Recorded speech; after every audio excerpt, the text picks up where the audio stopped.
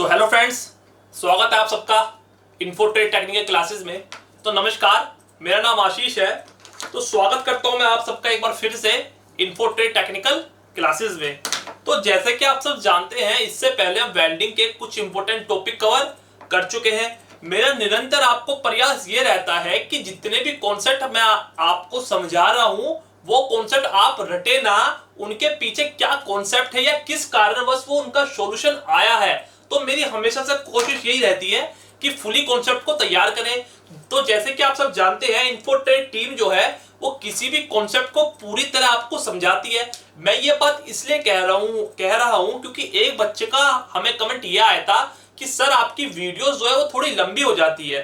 तो अगर किसी भी कॉन्सेप्ट को आपको या ये कह सकते हैं, अगर किसी भी क्वेश्चन के आंसर को आपको फुली कॉन्सेप्ट में समझना है तो उसमें टाइम तो लगेगा, मगर एक बार अगर आपका कॉन्सेप्ट क्लियर हो गया तो अगर उस पर क्वेश्चन कैसे भी घूम फिर के आता है तो वो आप उसे ठीक कर सकते हैं। क्लियर मेरी बात? तो समय को ना गवाते हुए बढ़ते हैं हम अपने टॉपिक की तरफ। तो इससे पहले जो विद्यार्थी हमारे चैनल पे नए हैं, सबसे पहले वो हमारे चैनल को सब्सक्राइब करें और वीडियो को लाइक भी करें और शेयर करना ना भूलें। तो आज मैं आपके सामने वेल्डिंग चैप्टर में से एक नया टॉपिक लेके आया हूं जिसका नाम है मेरा main parts of oxy acetylene flame. क्या? Main parts of oxy acetylene flame. तो सबसे पहले यहां एक वर्ड आया बच्चों कि ये फ्लेम का मतलब क्या होता है। क्लियर मेरी बात? फिर दूसरा आया कि ये ऑक्सी एसिटिलीन क्या है।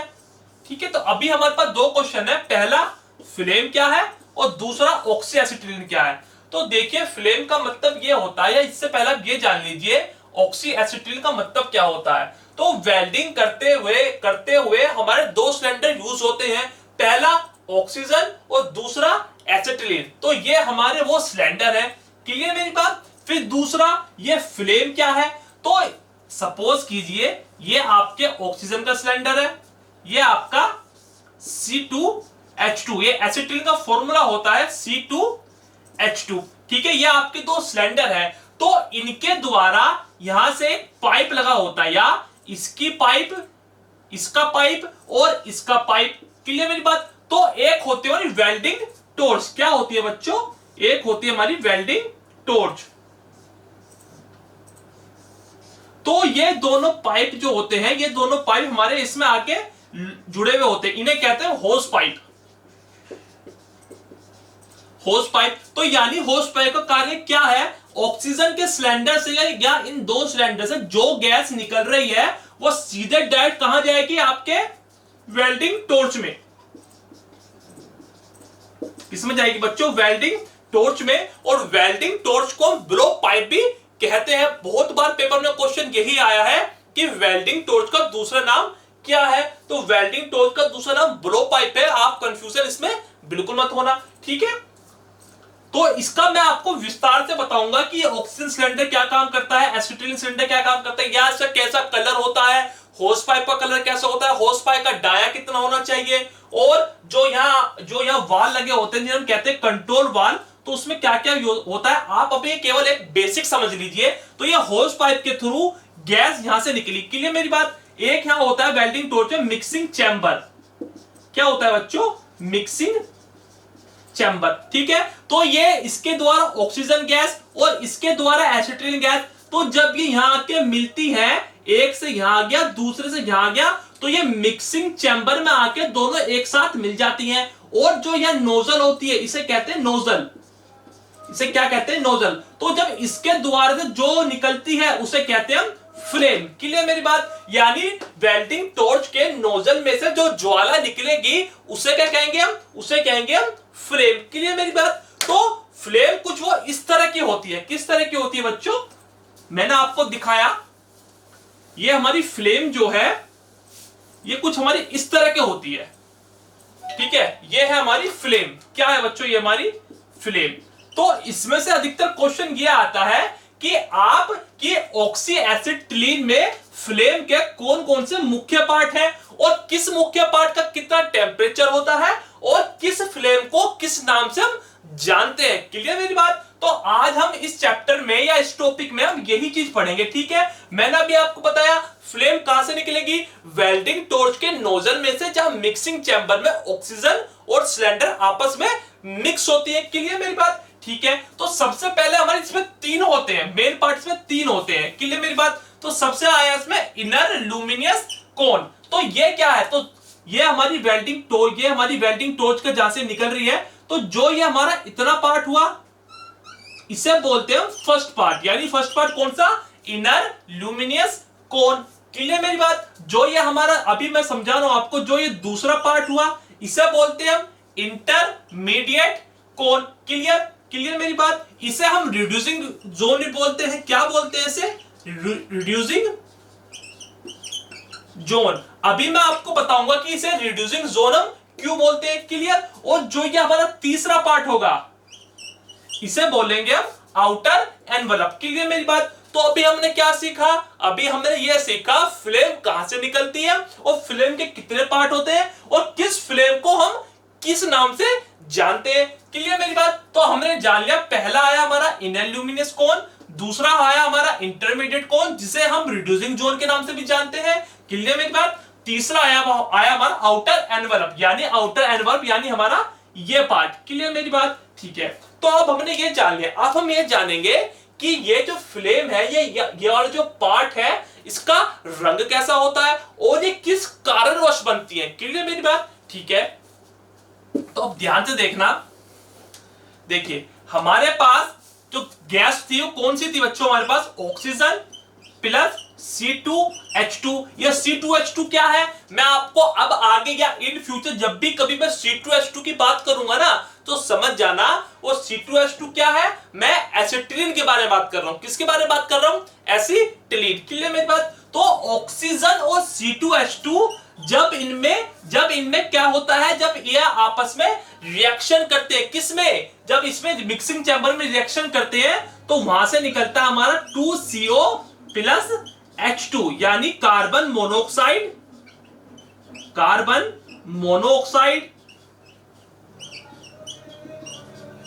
और प्लस हाइड्रोजन। क्लियर मेरी बात, ठीक है। ये 2CO और H2 के किसके सिंबल है हमारे, ये किसके सिंबल है बच्चों, कार्बन मोनोऑक्साइड और हाइड्रोजन के। तो मैं ये कह सकता हूं जब मेरी ऑक्सीजन और C2H2 मिक्सिंग चैम्बर में इनका केमिकल रिएक्शन हुआ तो कौन सी गैस बनी हमारी, कार्बन मोनोऑक्साइड और हाइड्रोजन। तो कार्बन मोनोऑक्साइड और हाइड्रोजन के मिलने से हमारा पहला फ्लेम तैयार हो गया।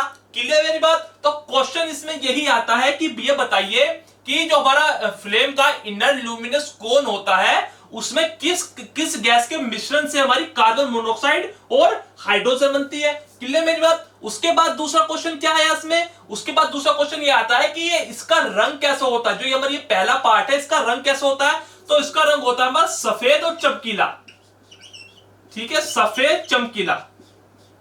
क्लियर मेरी बात, ठीक है। तो आई थिंक पहले आपको ल्यूमिनस कोन समझ में आ जानी चाहिए, ठीक है। दूसरा बढ़ते हैं और इसे एक दूसरे नाम से भी जानते हैं, किसे, इनर ल्यूमिनस कोन को। इनर ल्यूमिनस कोन को हम एक दूसरे नाम से भी जानते हैं बच्चों, जिसका नाम है हमारा ब्रिलियंट कंबक्शन जोन। क्लियर मेरी बात, ठीक है। अब आया इसका टेम्परेचर। तो इसका टेम्परेचर कितना होता है, इसका टेम्परेचर होता है 2760 से 3400 तक। क्लियर मेरी बात। कितना टेम्परेचर हुआ बच्चों उसका, कितना टेम्परेचर हुआ 2760 से 3400, कितना टेम्परेचर हुआ 2760 से 3480। क्लियर, ठीक है। अब बढ़ते हैं दूसरे फ्लेम की तरफ। दूसरा फ्लेम क्या है हमारा, दूसरा फ्लेम हमारा इंटरमीडिएट कोन। तो इसे इंटरमीडिएट कोन क्यों कहेगा, इसे इंटरमीडिएट कोन हमने इस वजह से कहा, क्यों, क्योंकि ये पहले और तीसरे के बीच में आ रहा है। क्लियर मेरी बात, ठीक है। इसे हम रिड्यूसिंग जोन ही बोलते हैं, मैंने आपको बता चुका हूं उसे रिड्यूसिंग जोन बोलते हैं। ये मैं आपको आगे बताऊंगा कि इसे रिड्यूसिंग जोन क्यों बोलते हैं। ये जब मैं आपको ये पढ़ाऊंगा ना, ये क्या पढ़ रहे थे हम, main parts of oxy acetylene flame. जब मैं आपको ये पढ़ाऊंगा कि types of oxy acetylene flame, तो इसमें एक वर्ड आता है या एक फ्लेम आती है कार्बोराइजिंग फ्लेम। तो कार्बोनाइजिंग फ्लेम को रिड्यूसिंग फ्लेम कहते हैं, तो वो मैं बताऊंगा वो सब क्यों कहते हैं। क्लियर मेरी बात। तो इंटरमीडिएट कोर का दूसरा नाम क्या था हमारा, रिड्यूसिंग कोर। क्लियर मेरी बात, ठीक है। ये कैसे बनी, ये भी हमारी ऑक्सीजन और C2H2 के रिएक्शन से बनी, मगर यहां C2 यहां हमारा हाइड्रोजन जो था यहां कम था, या हम ये कह सकते हैं यहां हमारा ऑक्सीजन थोड़ा कम था और यहां आते ऑक्सीजन हमारा थोड़ा ज्यादा हो गया। क्लियर मेरी बात। तो फर्स्ट और सेकंड जो है हमारी वो बिल्कुल सेम ही है, बस फर्स्ट और सेकंड में अंतर ये है कि यहां जो था हमारा ऑक्सीजन और C2 थोड़ा कम था और सेकंड में आते आते हमारा ऑक्सीजन और C2 थोड़ा सा बढ़ गया। क्लियर। दूसरा क्वेश्चन क्या आता है इसमें कि इसका रंग कैसा होता है। मैंने आपको बताया तो जो मेरा पहला पार्ट था, इसका रंग कैसा होगा हमारा, सफेद चमकीला। इसका रंग होगा हमारा ब्लू। क्लियर मेरी बात, क्या होगा, इसका रंग ब्लू। और इस ब्लू रंग के कारण ही हम इसे ब्लू रिड्यूसिंग जोन भी बोलते हैं। क्या बोलते हैं बच्चों, इसे हम ब्लू रिड्यूसिंग जोन। क्लियर मेरी बात। तो ये ब्लू रिड्यूसिंग जोन कहां से आया निकल के, वो इस वजह से आया निकल के, क्योंकि इसका रंग हमारा ब्लू कलर का होता है। क्लियर मेरी बात। थर्ड क्वेश्चन इसमें से आया कि इसका टेम्परेचर कितना होता है, तो इसका टेम्परेचर होता है हमारा 20-90 डिग्री सेल्सियस। क्लियर मेरी बात। उसका कितना था, 2760 से 3480 डिग्री सेल्सियस। क्लियर मेरी बात। तो आई थिंक अभी किसी बच्चे को दिक्कत नहीं आनी चाहिए, किसमें, इनर ल्यूमिनस कोन में और इंटरमीडिएट कोन में। क्लियर मेरी बात। अब बढ़ते हम आगे कौन सा था हमारा, आउटर एनवलप। तो जैसे कि नाम से ही संबोधित हो रहा है आउटर एनवलप। आउटर मतलब बाहर का, तो बाहर कौन सी फ्लेम है हमारी, बाहर है हमारी ये वाली फ्लेम। कौन सी फ्लेम है हमारी, बाहर है हमारी ये वाली फ्लेम। तो इस फ्लेम को हम क्या बोलेंगे, इस फ्लेम को बोलेंगे आउटर एनवलप। क्लियर होगी ना बात मेरी बच्चों, ठीक है। क्या था इसमें, आउटर एनवलप, ठीक है। तो अब इसमें देखेंगे कि मैंने अभी आपको बताया कि तीसरी फ्लेम को बोलते हैं आउटर एनवलप, मगर हम ये पढ़ रहे हैं ये फ्लेम बनी कैसे। तो पहली फ्लेम किससे बनी थी, ऑक्सीजन और एसिटिलीन के केमिकल रिएक्शन से। दूसरी किससे बनी थी, उसमें ऑक्सीजन थोड़ा ज्यादा हो गया, मगर जब तीसरी बनेगी तो तीसरी यहां आते आते ऑक्सीजन पूरी तरह हमारा खत्म हो जाएगा। क्लियर मेरी बात, बहुत ध्यान से समझना बच्चों।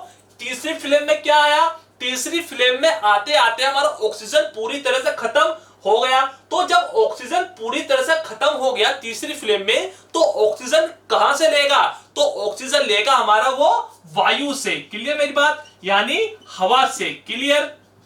जैसे कि आप जानते हैं कि हमारे वायुमंडल में ऑक्सीजन है, तो क्लियर मेरी बात। तो ये हुई हमारी तीसरी फ्लेम। इसका रंग कैसा होता है तीसरी फ्लेम का, इसका रंग होता है हमारा येलो। क्लियर मेरी बात। इसमें टेम्परेचर कितना होगा, इसका टेम्परेचर होगा 1260 से हमारा लगभग 2100 तक। क्लियर मेरी बात, ठीक है।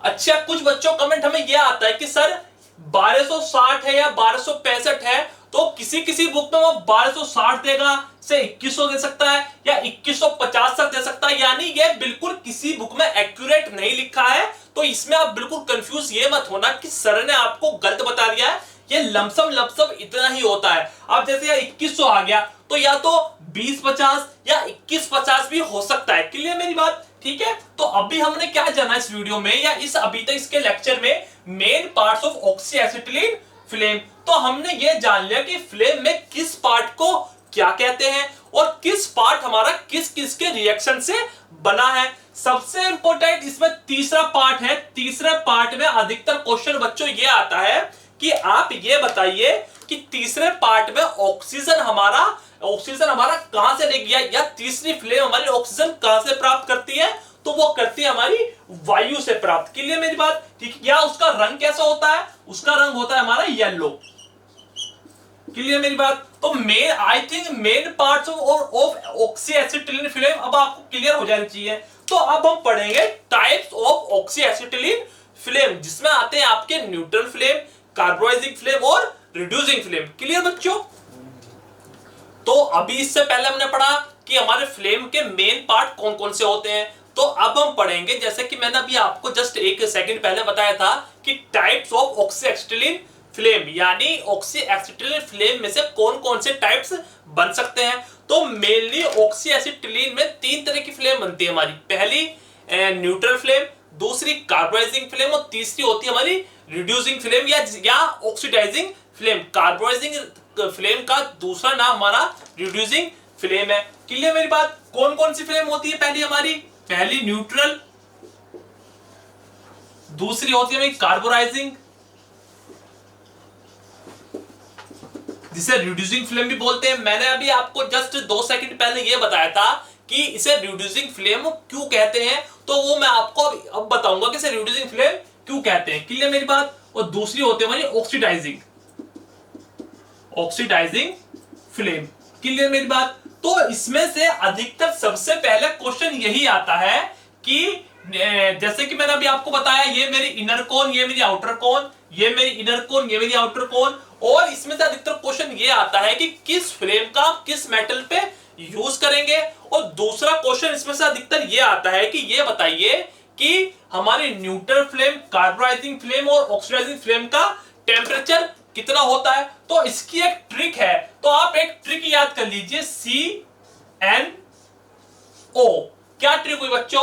CNO, या हम इसे ऐसे याद कर सकते हैं, कार न्यू आई। क्या होएगा हमारा? कार, N से न्यू और O से को मैं A से डिनोट कर रहा हूं। I से जो लिखेंगे वो A होता है, मगर मैं इसे I से डिनोट कर रहा हूं। क्लियर मेरी बात? तो यानी कार न्यू आई। क्लियर मेरी बात? तो कार से कार्बोनाइजिंग फ्लेम, इसका टेम्परेचर 3100 डिग्री, ठीक है। न्यू से न्यूट्रल फ्लेम, इसका टेम्परेचर 3200 डिग्री। O से ऑक्सीडाइजिंग फ्लेम, या I से कौन सी होगी? ऑक्सीडाइजिंग फ्लेम, तो इसका टेम्परेचर 3300 डिग्री। क्लियर मेरी बात? तो ये एक बहुत शॉर्ट ट्रिक थी, अधिकतर बच्चे इसमें कंफ्यूजन हो जाते हैं कि ऑक्सीडाइजिंग फ्लेम का टेम्परेचर कितना होता है, न्यूट्रल का कितना होता है, कार्बोनाइजिंग का कितना टेम्परेचर होता है। तो मैंने आपको एक शॉर्ट ट्रिक बता दी। क्लियर? तो आई थिंक किसी भी बच्चे को समझ में आ जानी चाहिए, और यहां से अब आपका 1 नंबर कंप्लीट हो गया है। क्लियर मेरी बात? तो अब देखते हैं इसमें क्वेश्चन कैसे कैसे आते हैं। तो सबसे पहले मैं फ्लेम उठा रहा हूं, कौन सी बच्चों? Neutral flame. न्यूट्रल फ्लेम, तीनों फ्लेम में जो होंगे हमारी 2 गैस यूज होंगी। पहली कौन सी? ऑक्सीजन, यानी O2, और C2H2। C2H2 का मतलब एसिटिलीन। क्लियर मेरी बात? तो सबसे पहला आया न्यूट्रल। तो न्यूट्रल फ्लेम का हम यूज कैसे करते हैं, या बहुत बार पेपर में क्वेश्चन ये भी आता है कि आपको ये बिलो ये जो हमारी फ्लेम है ये बना देगा, और ये पूछेगा कि ये आप ये बताइए ये कौन सी फ्लेम किसको नाम को रिप्रेजेंट कर रही है। तो आप ध्यान से देखिए, अगर आपकी फ्लेम में 2 पार्ट हो, यानी ये आपका इनर, ये आपका आउटर, मगर इनर पार्ट जो होगा वो आपका लंबा होगा और आगे से कैसा होगी इसकी पोजीशन? गोल होगी। कैसी होगी? गोल होगी। क्लियर? तो वो कौन सी फ्लेम होगी आपकी? वो होगी आपकी न्यूट्रल फ्लेम। मैंने आपको बताया तीनों फ्लेम में ऑक्सीजन और एसिटिलीन यूज होगी। तो न्यूट्रल फ्लेम में हमारी ऑक्सीजन और एसिटिलीन बराबर मात्रा में होगी, यानी अगर ये 1 है तो ये भी हमारी 1 होगी। क्लियर मेरी बात? अगला पार्ट, इसका रंग कैसा होता है? तो इसका रंग होता है हमारा व्हाइट इनर वाले का, और इसका होता है हमारा ब्लू। क्लियर मेरी बात? क्या बोला मैंने अभी? इसका होता है हमारा व्हाइट और इसका होता है हमारा ब्लू। दूसरा क्वेश्चन, इसका जो ये वाला पार्ट होता है ये कितने mm का होता है, या कितने mm लंबा होता है? तो ये होता है 6 से 8 mm लंबा। क्लियर मेरी बात? तो ये फ्लेम कहां से निकल रही है हमारी? ये फ्लेम निकल रही है हमारी वेल्डिंग टॉर्च के मिक्सिंग चैम्बर में, गैस दोनों आके मिली और जो नोजल है हमारी ये फ्लेम वहां से निकली है। क्लियर मेरी बात? ठीक है। तो अभी हमने क्या जाना? न्यूट्रल फ्लेम में ऑक्सीजन और एसिटिलीन बराबर मात्रा में होंगे। इसकी पहचान, जो इनर कोन होगा वो लंबा होगा और आगे से गोल होगा। अंदर वाले का पार्ट का रंग व्हाइट, बाहर वाले का ब्लू। कितना लंबा होगा? 6 से 8 mm। क्लियर? न्यूट्रल फ्लेम को हम बैलेंस फ्लेम भी कहते हैं। क्या कहते हैं? न्यूट्रल फ्लेम को हम बैलेंस्ड फ्लेम भी कहते हैं। बैलेंस फ्लेम क्यों कहते हैं? क्योंकि इसमें हमारी दोनों गैसें बराबर मात्रा में मिली हुई हैं। क्लियर बात? ठीक है, अगले पर आगे बढ़ते हैं। तो न्यूट्रल फ्लेम का हम सबसे ज्यादा अधिक यूज करते हैं। ऐसा क्यों करते हैं? तो ऐसा इसलिए करते हैं बच्चों, ताकि क्योंकि ये न्यूट्रल फ्लेम जो है, एक तो ये हमारा कोई भी केमिकल रिएक्शन नहीं करती, सबसे बड़ा इंपॉर्टेंट पॉइंट। और जब इस न्यूट्रल फ्लेम को यूज करते हैं किसी भी वर्क पीस पर, सपोज कीजिए ये आपका एक वर्क पीस, ये आपका दो वर्क पीस, यहां आपको इसे वेल्ड करना है। तो जब इस पे हम न्यूट्रल गैस का यूज करेंगे ना, तो एक तो इसमें से कोई चिंगारी नहीं निकलेगी, जिसके कारण इसमें स्पैटर का दोष नहीं होगा। और दूसरा सबसे बड़ा, ये जो हमारा जॉइंट बनाती है, ये बिल्कुल एकदम साफ सुथरा बनाती है। और जब ये जॉइंट बनाती है तो ये कार्बन जॉब के अंदर कोई भी हमारा कार्बन को उपस्थित नहीं करती है, जिसके कारण इसकी स्ट्रेंथ हमारी बढ़ जाती है। क्लियर मेरी बात हुई? तो इस वजह से न्यूट्रल फ्लेम का यूज हम करते हैं। तो आई थिंक सभी बच्चों को क्लियर हो जाना चाहिए कि न्यूट्रल फ्लेम का यूज हम क्यों करती हैं और न्यूट्रल फ्लेम में कैसे कैसे क्वेश्चन आते हैं। ठीक है, मैं आपको बता चुका हूं न्यूट्रल फ्लेम का टेंपरेचर कितना होता है, कार न्यू आई 3200 डिग्री सेल्सियस। दूसरा नाम बैलेंस फ्लेम, ऑक्सीजन और एसिटिलीन बराबर मात्रा में होगी। और न्यूट्रल फ्लेम का यूज क्यों करते हैं? क्योंकि ये चिंगारी नहीं बनाता बिल्कुल भी। ठीक है, और फिर ये किस मेटल पे यूज करते हैं? तो ज्यादातर इसका प्रयोग हम माइल्ड स्टील, कास्ट आयरन और स्टेनलेस स्टील के पार्टों पर करते हैं। क्लियर मेरी बात? आगे बढ़ते हैं। तो अब दूसरा आया हमारा कार्बोराइजिंग फ्लेम। दूसरा कौन सा आया बच्चों? Carburizing flame. ठीक है, तो देखिए कार्बोराइजिंग फ्लेम और इसमें एक अंतर ये है, इसमें हमारे एक पार्ट, ये दूसरा पार्ट, मगर इसमें हमारे तीन पार्ट है, 1 2 3। क्लियर मेरी बात? तो पहला क्वेश्चन यही आता है, ऐसी कौन सी फ्लेम है जिसमें हमारे तीन पार्ट बनते हैं? तो कौन सी फ्लेम? Carburising flame. ठीक है, और जो ये हमारा दूसरा पार्ट है, ये किसका कारण बन रहा है? ये इसके कारण बन रहा है। सबसे पहले आप इसमें ये जान लीजिए, कार्बोराइजिंग फ्लेम में एसिटिलीन ज्यादा होगी और ऑक्सीजन हमारी कम होगी। क्लियर? तो मैं ये कह सकता हूं एसिटिलीन बढ़ने के कारण हमारा ये पार्ट भी आ गया, ये पार्ट भी हमारा आ गया। और जितनी एसिटिलीन ज्यादा होगी, ये वाला सेकंड वाला पार्ट हमारा उतना ही ज्यादा बढ़ता चला जाएगा। क्लियर मेरी बात? तो इसी पार्ट के कारण हम इसे इंटरमीडिएट भी फ्लेम कहते हैं। क्लियर मेरी बात? क्या कहते हैं इसे? इंटरमीडिएट फ्लेम भी हम कहते हैं इसे। ठीक है, और इसे रिड्यूसिंग फ्लेम क्यों कहते हैं? मैंने अभी आपको बताया था कि कार्बोराइजिंग को रिड्यूसिंग फ्लेम क्यों कहते हैं। तो कार्बोराइजिंग को रिड्यूसिंग फ्लेम हम इसलिए कहते हैं, क्योंकि इसमें से हमने ऑक्सीजन को रिड्यूस कर दिया, यानी ऑक्सीजन हमने इसमें घटा दिया। मैंने अभी तो बताया आपको कि एसिटिलीन ज्यादा होगी और ऑक्सीजन मेरी कम होगी, यानी मैंने ऑक्सीजन को रिड्यूस कर दिया। क्लियर मेरी बात? क्या कर दिया मैंने? ऑक्सीजन को मैंने रिड्यूस कर दिया। तो क्या हुआ? तो वहीं से निकल के आया हमारा रिड्यूसिंग फ्लेम। और जो ये दूसरा पार्ट है, इसी पार्ट की वजह से इसका नाम पड़ा हमारा इंटरमीडिएट फ्लेम। क्लियर मेरी बात? मगर इसका एक सबसे बड़ा डिसएडवांटेज ये होता है, या मैं ये कह सकता हूं, बिल्कुल ध्यान से समझना, कि इसे कार्बोराइजिंग क्यों कहा गया? इसे कार्बोराइजिंग क्यों कहा गया? तो इसे कार्बोराइजिंग इस वजह से कहा गया, क्यों? जब भी कभी इसकी फ्लेम किसी वर्क पीस के साथ, ये हमारा वर्क पीस है, वर्क पीस के साथ कांटेक्ट में आती है ना, तो ये हमारे मेटल कार्बाइड बनाती है। क्या बनाती है बच्चों? मेटल कार्बाइड बनाती है। मेटल कार्बाइड का मतलब क्या होता है? मेटल कार्बाइड का मतलब यह होता है कि जब भी ये कभी इस पार्ट के संपर्क में आएगी, तो वो उसमें हमारे कार्बन को इंक्लूड कर देगी। क्लियर मेरी बात? जिसके कारण हमारा पार्ट जो है वो थोड़ा मजबूत कम बनेगा, क्लियर, हार्ड भी बनेगा और भंगुर भी बनेगा। तो बहुत बार क्वेश्चन ये आया है कि आप ये बताइए कि कार्बोराइजिंग फ्लेम का ड्रॉबैक क्या है? तो कार्बोराइजिंग फ्लेम का ड्रॉबैक यही है कि वो मेटल में हमारा मेटल कार्बाइड कर देती है, यानी कार्बन की प्रतिष्ठा उसमें हमारे मेटल में मिला देती है, जिसके कारण हमारा पार्ट हमारा कमजोर बन जाता है और हार्ड भी बनता है और भंगुर भी बनता है। तो इसका यूज कहां करते हैं कार्बोराइजिंग फ्लेम का?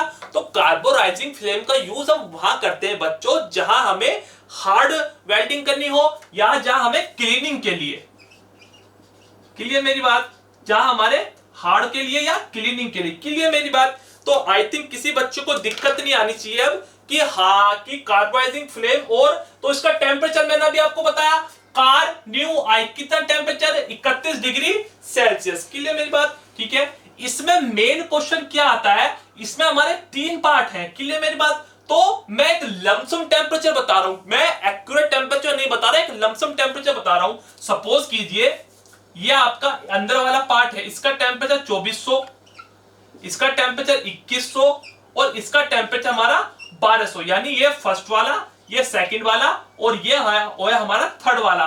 तो कार्बोनाइजिंग फ्लेम में क्वेश्चन बहुत बार ये आता है कि आप ये बताइए कार्बोनाइजिंग फ्लेम में किस कोन का टेम्परेचर सबसे अधिक होगा, कितनी कोन है इसमें, 1 2 3। तो कार्बोनाइजिंग फ्लेम में जो हमारी इनर कोन होगी, इनर कोन का मतलब यानी ये वाली कोन, इसका टेम्परेचर सबसे ज्यादा होगा, क्लियर मेरी बात। तो आई थिंक किसी बच्चे को दिक्कत नहीं आनी चाहिए। फिर दूसरा, इसे यूज कहां करते हैं, तो इसे यूज हम वहां करते हैं जहां हमारी, इसका बेस्ट एग्जांपल ये जहां हमें एल्युमिनियम की वेल्डिंग करनी हो या हाई कार्बन स्टील करनी हो या निकल मोनल स्टेलाइट या हमें चांदी का टाका लगाना हो, तो इसका यूज हम वहां करते हैं। मैंने एक वर्ड कहा इसमें कि एल्युमिनियम के लिए, तो एल्युमिनियम के लिए क्यों करते हैं, क्यों, क्योंकि एल्युमिनियम की सबसे बड़ा एडवांटेज ये होता है जब वो ऑक्सीजन के संपर्क में आता है तो वो ऑक्साइड हो जाता है, क्लियर मेरी बात। ऑक्साइड क्यों, मैंने अभी तो बताया आपको कि ये इसमें मेटल कार्बाइड का गुण होता है, क्लियर मेरी बात। तो आई थिंक किसी बच्चे को दिक्कत नहीं आनी चाहिए, ठीक है। एक क्वेश्चन इसमें यह आता है कि ये जो हमारी फ्लेम होती है इसकी लंबाई कितनी होगी, तो इसकी लंबाई कितनी, 6 से 8 mm, तो इसकी लंबाई होती है हमारी 15 mm, क्लियर मेरी बात। कितनी लंबाई हुई इसमें, उसकी हमारी 15 mm, क्लियर, ठीक है। आगे बढ़ते हैं। तो अभी तक हमने न्यूट्रल फ्लेम और ऑक्सीडाइजिंग फ्लेम को हमने न्यूट्रल फ्लेम और कार्बोनाइजिंग फ्लेम को पढ़ लिया है। मैंने इसमें बहुत सारे टॉपिक आप पे क्लियर कर दिए कि कार्बोनाइजिंग फ्लेम क्यों कहते हैं, क्लियर, कि इसमें ऑक्सीजन ज्यादा होगी या कम होगी, और इसे रिड्यूसिंग फ्लेम क्यों कहते हैं, और इसका इंटरमीडिएट फ्लेम नाम कहां से आया, क्लियर मेरी बात। तो इसमें मैं आपको ये क्वेश्चन बताना चाहता हूं, कभी कभी क्वेश्चन ये भी आ जाता है कि प्री हीटिंग के लिए आपको कौन सी फ्लेम का यूज करना चाहिए, तो प्री हीटिंग के लिए आपको न्यूट्रल फ्लेम का यूज करना चाहिए, ठीक है। दूसरा क्वेश्चन कि सबसे पहले आप कौन सी फ्लेम तैयार करते हैं, तो सबसे पहले आप तैयार करते हैं बच्चों कार्बोनाइजिंग फ्लेम, क्लियर मेरी बात। तो कार्बोनाइजिंग फ्लेम में क्या था कि C2H2 ज्यादा, ऑक्सीजन कम, मगर हमें तो न्यूट्रल फ्लेम लाना है। सपोज कीजिए ऑक्सीजन का सिलेंडर, या आपको ऑक्सीजन का या आपका एसिटिलीन का, ये हमारे वेल्डिंग टॉर्च से जुड़े हुए हैं, क्लियर मेरी बात। तो यहां हमारी क्या थी, यहां थी हमारी C2H2 ज्यादा, O2 कम, ठीक है। तो C2O2 C2H2 तो हम पे ज्यादा है मगर हमको ऑक्सीजन कम है, तो ऑक्सीजन का हम कंट्रोल वाल्व से थोड़ा सा प्रेशर बढ़ा देंगे, तो इससे क्या होगा, इससे हमारा ऑक्सीजन और C2H2 बिल्कुल बराबर मात्रा में आ जाएगा। तो बराबर मात्रा में जब ऑक्सीजन और C2H2 आ गए तो कौन सी फिल्म तैयार हो गई, वो हो गई हमारी न्यूट्रल फिल्म तैयार, क्लियर बच्चों। तो आई थिंक किसी बच्चे को दिक्कत नहीं आनी चाहिए, ठीक है। तो मैंने अभी आपको एक चीज पढ़ाई थी इससे पहले कि फिल्म कितनी तरह की होती है हमारी, 3 तरह की। वो फिल्म के पार्ट कितने होते हैं हमारे, 3 तरह के। ये हमारी फिल्म थी,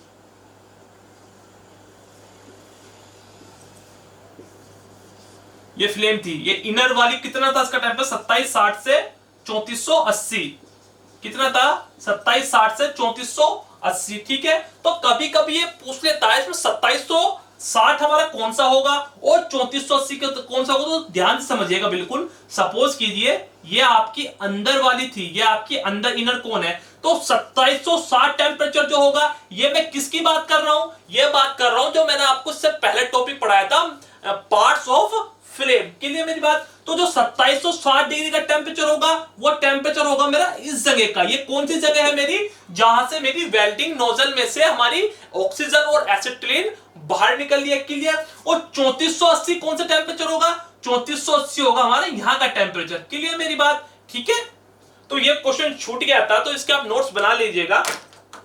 ठीक है, अब बढ़ते हैं हम तीसरी फ्लेम की तरफ, यानी टाइप्स ऑफ ऑक्सीडाइजिंग फ्लेम। वो टाइप्स ऑफ फ्लेम में हमारी तीसरी फ्लेम कौन सी है? Oxidizing flame. अच्छा, जो मैंने अभी आपको बताया कार्बोनाइजिंग फ्लेम, ये हमारा केमिकल रिएक्शन करती है, केमिकल रिएक्शन करती है मेटल के, सॉरी वर्कपीस के साथ। न्यूट्रल फ्लेम हमारा वर्कपीस के साथ कोई भी रिएक्शन नहीं कर रही थी। तीसरी फ्लेम आई हमारी ऑक्सीडाइजिंग फ्लेम। ठीक है, तो ऑक्सीडाइजिंग फ्लेम जो है ना हमारी बिल्कुल न्यूट्रल फ्लेम की तरह ही है, बस अंतर क्या है इसमें? ऑक्सीडाइजिंग फ्लेम में इनर कोन हमारा लंबा था और आगे से गोल था, मगर ऑक्सीडाइजिंग में इनर फ्लेम जो होगा हमारा छोटा होगा और आगे से नुकीला होगा। क्लियर मेरी बात? इसकी लंबाई होगी हमारी 4 mm तक। कितनी होगी बच्चों? 4 mm तक। ठीक है, और दूसरा ये भी हमारा एक तरह का ऑक्साइड ही बनाता है, तो जिसके कारण मैंने आपको बताया अगर कोई पार्ट किसी के, अगर इसकी टिप जो है वर्क पीस के कांटेक्ट में आएगी, ये हमारा वर्क पीस है, तो ये ऑक्साइड बनाएगी। तो ऑक्साइड होने के कारण क्या होगा? वर्क पीस हमारा कमजोर बनेगा। और कभी कभी इसमें क्वेश्चन ये आता है कि अगर हमें सुराखों की वेल्डिंग करनी है तो कौन सी फ्लेम का यूज करेंगे? तो करेंगे हम ऑक्सीडाइजिंग फ्लेम का यूज। ठीक है, ऑक्सीडाइजिंग फ्लेम में कौन कौन सी गैस होंगी हमारी? O2 और C2H2 तो सब में ही होंगी, मगर इनकी एक मात्रा होगी। तो ऑक्सीडाइजिंग फ्लेम में ऑक्सीजन ज्यादा और C2H2 हमारी कम होगी। क्लियर मेरी बात? ठीक है, अब इसका यूज क्या करते हैं? बहुत इंपॉर्टेंट क्वेश्चन, बहुत इंपॉर्टेंट, बहुत बार क्वेश्चन ये आया है कि ऑक्सीडाइजिंग फ्लेम का यूज किस मेटल पे करते हैं? तो ऑक्सीडाइजिंग फ्लेम का यूज करते हैं हम ब्रास पे, ब्रोंज पे और कॉपर अलॉय पे। क्लियर मेरी बात? अगर आपके पास ब्रास, ब्रोंज और कॉपर अलॉय के मेटल है तो वहां आप ऑक्सीडाइजिंग फ्लेम का यूज कर सकते हैं। क्लियर? टेम्परेचर कितना ऑक्सीडाइजिंग फ्लेम का? CNO कार्न्यू यानी 3300 डिग्री सेल्सियस। क्लियर मेरी बात? तो मैं ये कह सकता हूं आज हमने 2 टॉपिक पढ़े या 2 कॉन्सेप्ट क्लियर करे।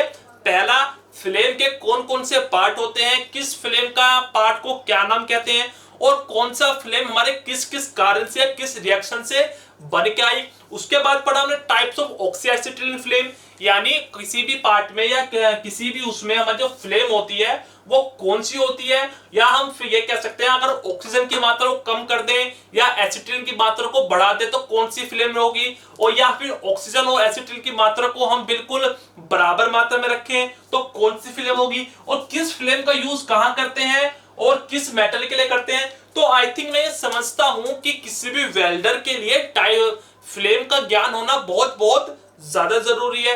क्लियर मेरी बात? तो मैं कह सकता हूं कि जॉब के अकॉर्डिंग या वर्क पीस के अकॉर्डिंग हमें फ्लेम का चुनाव करना चाहिए। क्लियर? तो आई थिंक किसी बच्चे को अब दिक्कत नहीं आनी चाहिए कि टाइप्स ऑफ फ्लेम में से कितना कि कौन कौन से क्वेश्चन आएंगे या किसमें बहुत से बच्चों को दिक्कत होती है। क्लियर? इसी बीच में आपको एक नोटिस देना चाहता हूं, इंपॉर्टेंट नोटिस।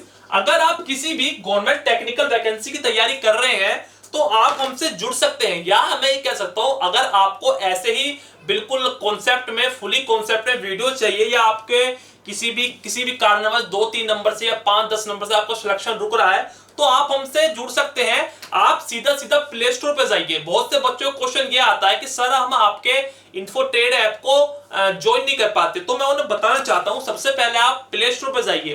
प्ले स्टोर पे जाके आप टाइप कीजिए इन्फोट्रेड, तो इन्फोट्रेड ऐप को आप वहां से इंस्टॉल कीजिए। उसके बाद वहां अपना रजिस्ट्रेशन कीजिए। रजिस्ट्रेशन में आपको अपना नाम, अपनी जीमेल आईडी, अपना फोन नंबर, आप किस स्टेट से हैं और आपने क्या क्या किया हुआ है, तो उसमें हमने आपको जितनी भी टेक्निकल वैकेंसी निकलती है, चाहे एनटीपीसी हो, चाहे सेल हो, रेलवे हो, ऑर्डिनेंस फैक्ट्री हो, तो हमने आपको सबका एक कोर्स प्रोवाइड करवाया हुआ है। इसी के बीच में एक हमारा कोर्स है जिसका नाम है हमारा MGM। क्या नाम है हमारा?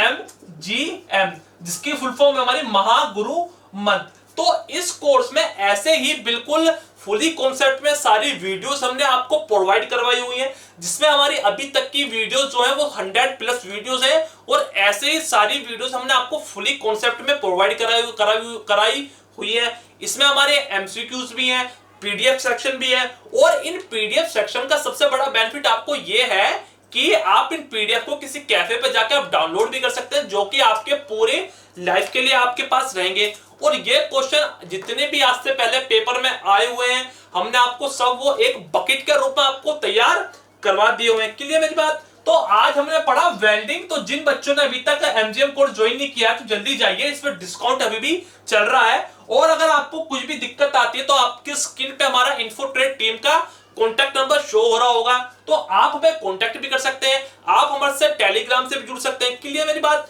तो आज हमने पढ़ा वेल्डिंग चैप्टर में से फ्लेम के टाइप्स ऑफ फ्लेम या फ्लेम के बारे में जितने भी इंपॉर्टेंट क्वेश्चन आते हैं वो सब हमने पढ़ लिए हैं। क्लियर मेरी बात? तो किसी बच्चों को दिक्कत नहीं आनी चाहिए।